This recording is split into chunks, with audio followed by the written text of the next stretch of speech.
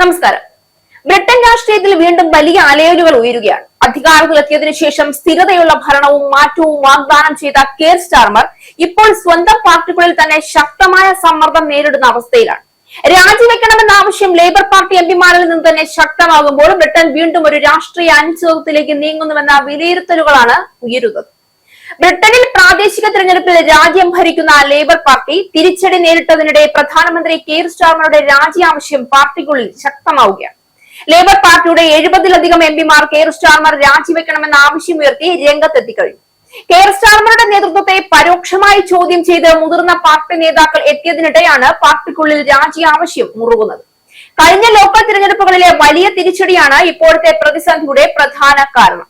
Labour party അധികാരത്തിലുണ്ടായിട്ടും ജനങ്ങളിൽ വലിയ നിരാശ ഉയർന്നു എന്നതാണ് തിരഞ്ഞെടുപ്പ് ഫലങ്ങൾ സൂചിപ്പിച്ചത്. പ്രത്യേകിച്ച് സാമ്പത്തിക പ്രതിസന്ധി, ഉയർന്ന നികുതി, ജീവിത ചെലവിലെ വർധന, തൊഴിലാളി വിഭാഗങ്ങളുടെ അസന്തോഷം എന്നിവ സർക്കാരിനെതിരെ വലിയ തിരിച്ചടിയായി മാറി. ബ്രിട്ടീഷ് മാധ്യമങ്ങളുടെ റിപ്പോർട്ട് പ്രകാരം വിദേശകാര്യ സെക്രട്ടറി വെറ്റ് കൂപ്പർ, ആഭ്യന്തരമന്ത്രി ഷബാന മഹ്മൂദ് എന്നിവർ സ്റ്റാർമറോട് അധികാരം കൈമാറ്റം ചെയ്യുന്നത് പരിഗണിക്കണമെന്ന് ആവശ്യപ്പെട്ടു കഴിഞ്ഞു. തിരഞ്ഞെടുപ്പിലേറ്റ തോൽവിക്ക് പിന്നാലെ മന്ത്രിമാരുടെ 4 ഉപദേശകർ രാജിവെക്കുകയും സ്റ്റാർമറുടെ നേതൃത്വത്തെ വിമർശിക്കുകയും ചെയ്തിട്ടുണ്ട്. പ്രധാനമന്ത്രിക്ക് ജനവിശ്വാസം നഷ്ടപ്പെട്ടതായി ആരോഗ്യ സെക്രട്ടറി വെസ്ട്രേറ്റിംഗിന്റെ ഉപദേശകൻ ജോ മോറിസ് പറഞ്ഞപ്പോൾ സ്റ്റാർമറിന് പാർട്ടിക്കുള്ളിൽ മേൽക്കോയ്മ നഷ്ടപ്പെട്ടുവെന്നും അത് വീണ്ടെടുക്കാൻ കഴിയില്ല എന്നുമായിരുന്നു പരിസ്ഥിതി സെക്രട്ടറി എം.ആർ. റെയ്നോൾഡ്സിന്റെ ഉപദേശകനായ ടോം റൂട്ട്ലാൻഡിന്റെ പ്രതികരണം. ഇംഗ്ലണ്ട്, സ്കോട്ട്ലൻഡ്, വെയിൽസ് എന്നിവിടങ്ങളിൽ നടന്ന കൌൺസിൽ തെരഞ്ഞെടുപ്പുകളിൽ ലേബർ പാർട്ടി കനത്ത തിരിച്ചടി നേരിട്ടതിനിടെയാണ് പ്രധാനമന്ത്രി കെയർ സ്റ്റാർമറുടെ രാജി ആവശ്യം ശക്തമായത്. വെയിൽസിൽ 1999 ശേഷം ആദ്യമായി പാർലമെന്റിന്റെ നിയന്ത്രണം പാർട്ടിക്ക് നഷ്ടമായത് കനത്ത പ്രഹരമാണ് ഉണ്ടാക്കിയിരിക്കുന്നത്. 27 വർഷക്കാലം അധികാരത്തിലിരുന്ന ലേബർ പാർട്ടിക്ക് ആകെയുള്ള 96 സീറ്റുകളിൽ 9 മാത്രമാണ് വിജയിക്കാനായത്. പ്ലേഡ് കംബ്രി 43 സീറ്റുകൾ പിടിച്ചെടുത്തത് ഏറ്റവും വലിയ ഒറ്റകക്ഷിയായപ്പോൾ റിഫോം UK 34 സീറ്റുകളിലും വിജയിച്ചു. അതോടൊപ്പം പാർട്ടിക്കുള്ളിലെ വിശ്വാസ പ്രതിസന്ധിയും കൂടുതൽ രൂക്ഷമായി. സ്റ്റാർമർ നേതൃത്വം ജനങ്ങളെ പ്രചോദിപ്പിക്കാൻ പരാജയപ്പെടുകയാണെന്നും ലേബർ പാർട്ടി തന്റെ പരമ്പരാഗത തൊഴിലാളി അടിത്തറയിൽ നിന്ന് അകന്നു പോവുകയാണെന്നും നിരവധി എംപിമാർ തുറന്നു പറയാൻ തുടങ്ങി. ഇപ്പോൾ 70-ലധികം ലേബർ എംപിമാർ സ്റ്റാർമർ രാജിവെക്കണമെന്നോ കുറഞ്ഞത് പദവി ഒഴിയാനുള്ള സമയപരിധി പ്രഖ്യാപിക്കണമെന്നോ ആവശ്യപ്പെട്ടിരിക്കുകയാണ്. ഇതോടൊപ്പം കഴിഞ്ഞ മാസങ്ങളിൽ ഉണ്ടായ വിവാദങ്ങളും സ്റ്റാർമർ സർക്കാരിനെ വലിയ രീതിയിൽ ബാധിച്ചു.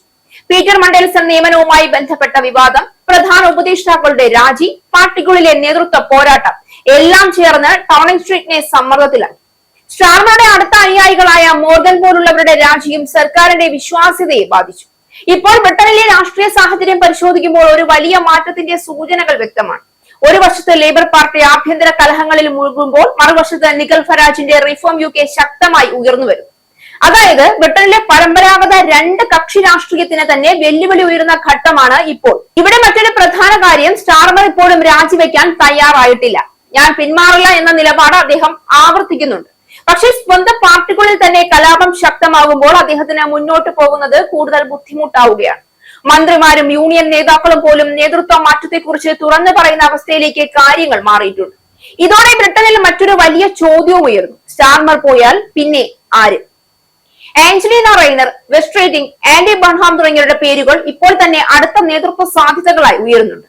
അതായത് ലേബർ പാർട്ടി ഇപ്പോൾ വെറുമൊരു രാഷ്ട്രീയ പ്രതിസന്ധി അല്ല നേരിടുന്നത്, മറിച്ച് നേതൃത്വത്തിനായുള്ള തുറന്ന ശക്തി പോരാട്ടത്തിലേക്കാണ് നീങ്ങുന്നത്. ഇനി കാണേണ്ടത് ഒറ്റ കാര്യമാണ്, സ്റ്റാർമർ ഈ കലാപം അതിജീവിച്ച് തിരിച്ചു വരുമോ, അല്ലെങ്കിൽ ബ്രിട്ടൻ വീണ്ടും ഒരു പുതിയ നേതൃത്വത്തിലേക്കും രാഷ്ട്രീയ അനിശ്ചിതത്വത്തിലേക്കും നീങ്ങുമോ എന്നത്. കാരണം ഇപ്പോൾ ബ്രിട്ടനിൽ നടക്കുന്നത് ഒരു സാധാരണ രാഷ്ട്രീയ വിമർശനമല്ല, ഭരണകൂടത്തിന്റെ നിലനിൽപ്പിനെ തന്നെ ചോദ്യം ചെയ്യുന്ന തുറന്ന ആഭ്യന്തര കലാപമാണ്.